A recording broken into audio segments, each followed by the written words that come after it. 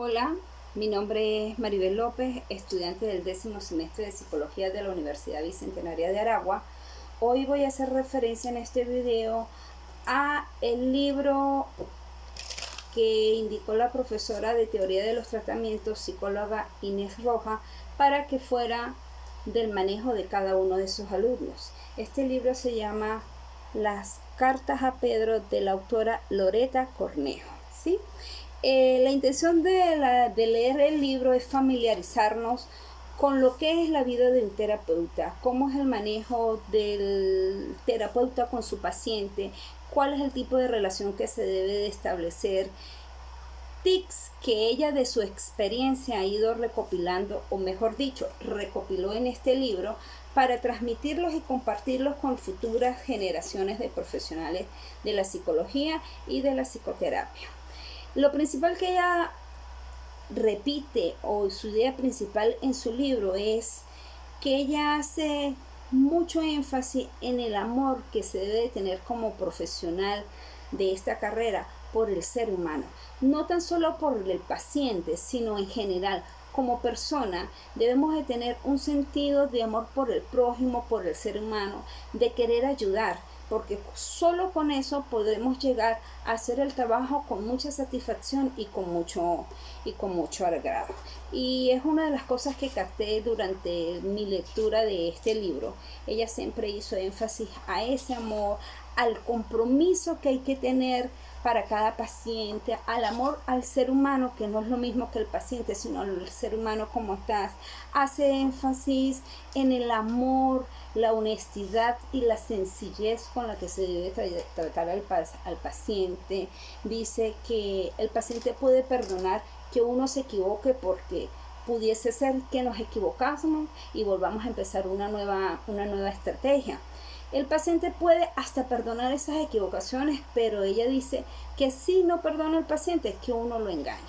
Entonces es importante tener esas premisas como presentes para poder hacer lo mejor de esta profesión.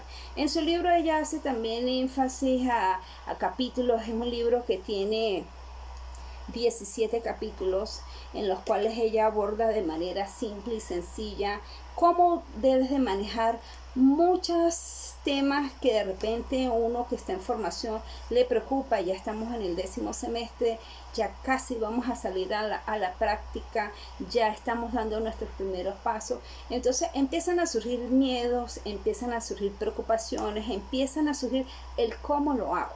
Entonces en este libro ella, de manera coloquial y su experiencia, nos explica cómo. Ella hace, por ejemplo, énfasis cuáles son las bases de la psicoterapia, cómo debe ser el espacio de trabajo de uno, cómo hacer que el paciente se sienta bienvenido. Y es un capítulo que me captó mucho, porque yo pienso de que el paciente viene con mucho miedo o vienen con muchos problemas. Creo que cuando la gente resuelve ir a una terapia es porque tiene muchos conflictos, tiene muchas confusiones o tiene muchos miedos.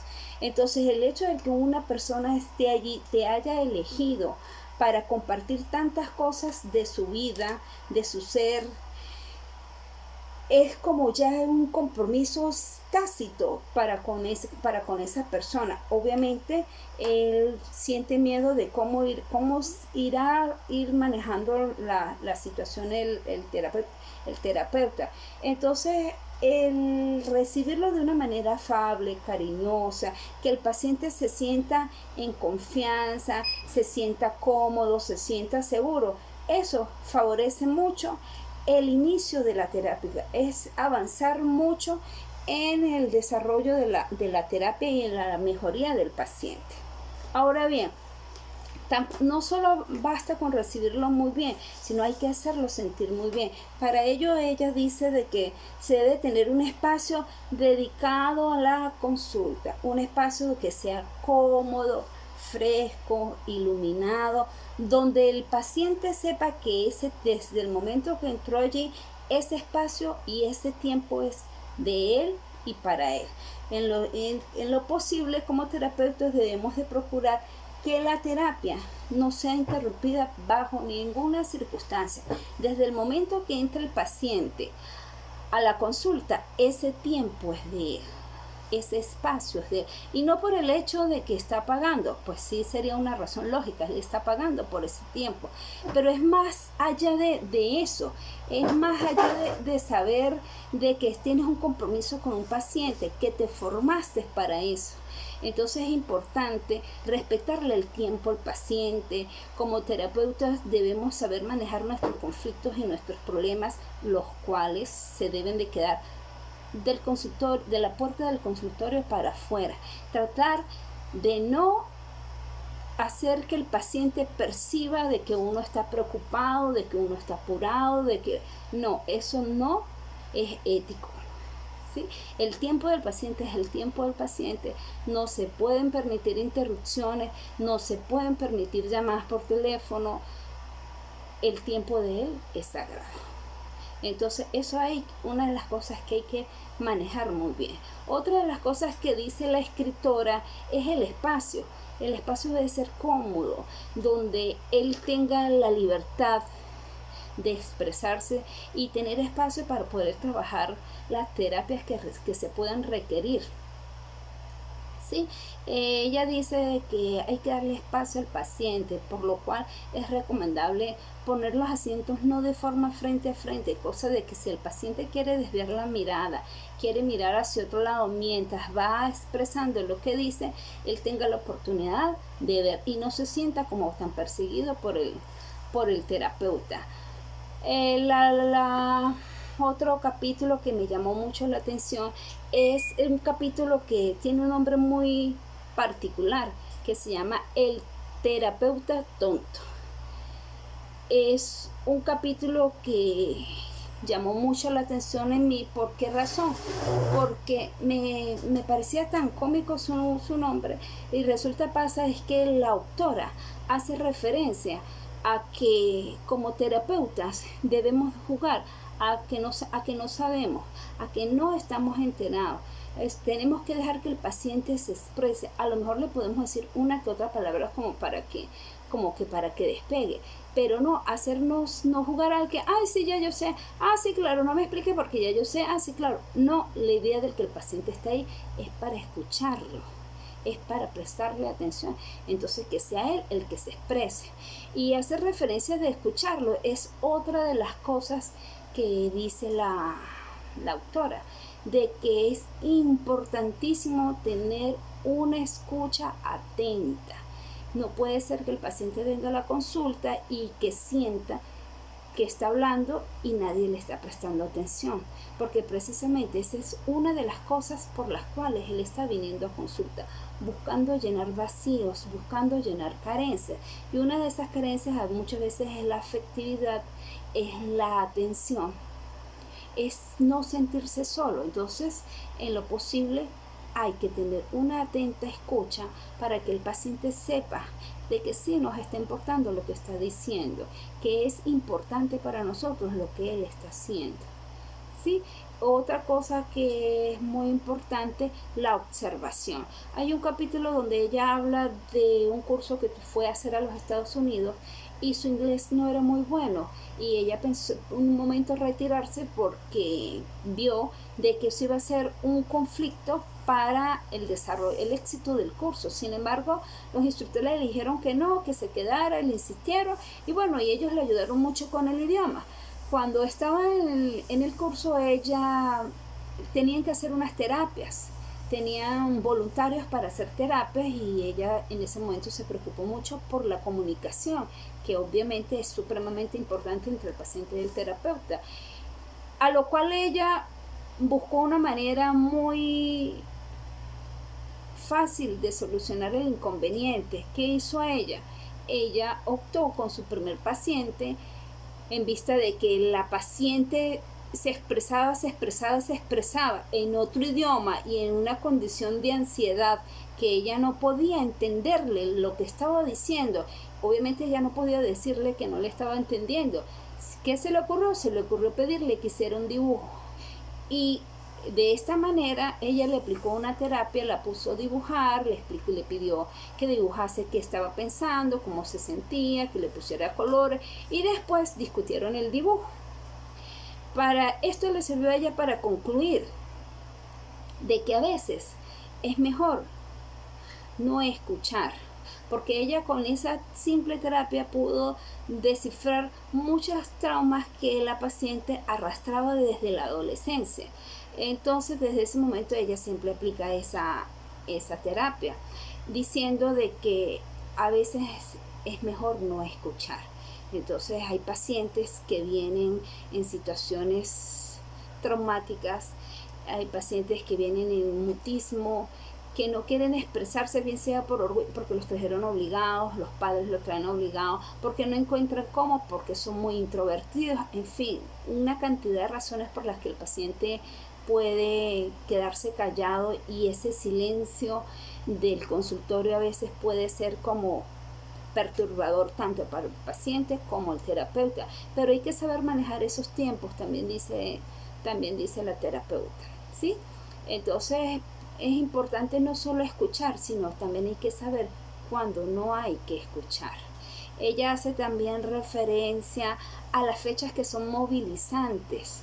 Hay pacientes, personas que les afectan mucho las navidades, le afectan los días de cumpleaños, le afectan las vacaciones, y en su experiencia ella dice que esas 3 fechas más los días lunes son días donde los pacientes tienden a deprimirse y tienden a desencadenar situaciones emocionales bastante difíciles. Entonces, que es importante estar disponible para el paciente en esas fechas. La terapeuta en el libro también hace referencia a los momentos que se te van a presentar en la consulta, que van a ser supremamente difíciles.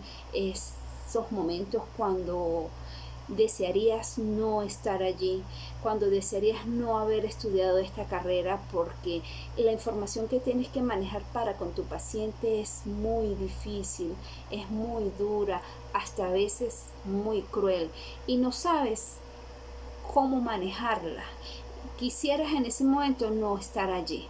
Hay que prepararse para esos momentos, porque puede ser que lleguen, y son momentos donde el paciente va a necesitar mucho de uno, son momentos donde el paciente va a necesitar de ese acompañamiento que como terapeuta debemos de brindarle en todas circunstancias. Entonces hay que prepararse para eso y recordar de que de los buenos momentos, no hay momentos inútiles, como dice la autora, porque de todos los momentos siempre nos va a quedar un aprendizaje. Lamentablemente para el paciente a lo mejor no serán buenas noticias, pero hay que buscar la manera de manejar la información de una manera clara, sencilla, precisa, y decirle las cosas con mucho cariño y con mucho amor, y eso va a marcar la diferencia. Ella habla de la formación constante que se debe de tener como profesional de esta área. Cada día recordemos que como ciencia la psicología está basada en teorías que son sometidas constantemente a estudios. Por consiguiente, pueden surgir algunos cambios, y cada día se va descubriendo maneras distintas de abordaje, técnicas distintas, y es importante para el beneficio de todos nuestros pacientes estar al día en ese actualizar de información, no quedarnos anclados en una técnica, porque siempre habrá cosas nuevas con las cuales podamos favorecer a nuestros pacientes. Ella hace referencia a qué línea terapeuta debo seguir, y ella dice de que definitivamente no hay una mejor que la otra, sencillamente todas son buenas, todas tienen un fin, todas persiguen el mismo fin. ¿Cuál es el fin? Curar al paciente, brindarle apoyo a un paciente, ayudar en X momento a un paciente. Entonces todas van con el mismo fin. Entonces es imposible que una sea mejor que la otra. A lo mejor una tendrá resultados más rápidos, otros más lentos, pero eso solo se sabe de la necesidad del paciente, del planteamiento del paciente. Entonces ella dice de que es importantísimo que conozcamos de todas un poquito y que las manejemos todas, porque a la larga el psicoterapeuta se vuelve un poco ecléctico, lo cual quiere decir de que se hace una combinación de técnicas de Gestalt con técnicas conductistas, con el psicoanálisis. Hay líneas terapéuticas que son específicas para ciertas áreas, pero la otra lo complementa. Entonces, la recomendación de ella es ser algo de eclécticos y aprender de todas las líneas un poquito, por lo menos manejar lo básico. Ella dice que en su formación como profesional se ha preparado en la línea gestáltica, se ha preparado en el psicoanálisis y tiene más de 50 años ejerciendo como psicoterapeuta, y de verdad su recomendación, la alegría y la emoción con la que ella transmite su experiencia, de verdad te dice voy por buen camino, te dice, lo hace sentir a uno si uno está conectado. Es como que un llamado, hey, ubícate, vas a salir y esto es lo que vas a encontrar, es esto lo que debes de hacer, estás preparado para ello, estás preparado para ser amable con tu paciente, estás preparado para asumir el compromiso con tu paciente, porque es sumamente importante asumir con el paciente ese compromiso. Hay que comprometerse con el paciente para que podamos tener resultados. Hay que estar disponible para el paciente cuando el paciente lo requiera, cuando el paciente te pueda llamar, porque imagínense, el paciente tiene tendencias suicidas, ¿cómo se hace? Entonces hay que aprender a conocer a cada paciente, escuchar a cada paciente, darle la importancia requerida, manteniendo el distanciamiento, que es otra cosa a la cual hay hace referencia. Siempre en las teorías se ha hablado de que hay que mantener un distanciamiento con el paciente, que no ser tan afable, que no trazar como una línea entre el paciente uno, y ella no está de acuerdo con eso. Por lo que leí a lo largo de su libro, ella dice que hay que ser más cercanos del paciente, que cada paciente irá marcando la manera de trato, el acercamiento que debe haber. Ya como conclusión de todo lo que dice el libro, puedo decir que ella dice que es importante saber que se deben de tener cubiertas cuando ya uno está graduado y sale a ejercer. Se deben de tener todas las necesidades cubiertas, porque no se puede trabajar por el dinero. ¿Sí? Entonces que cuando se comienza es importante tener otro trabajo alterno para tener cubiertas todas las necesidades básicas e ir a la consulta simplemente por el placer de hacerlo.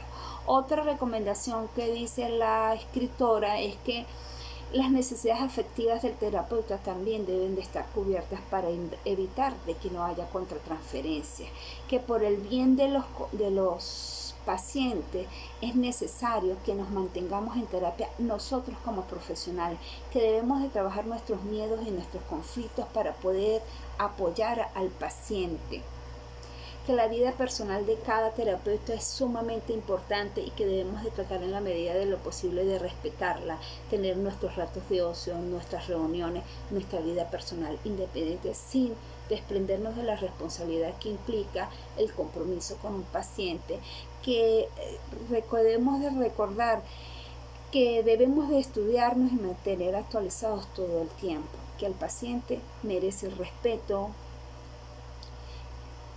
como tal y que debemos mantener la ética ante todo.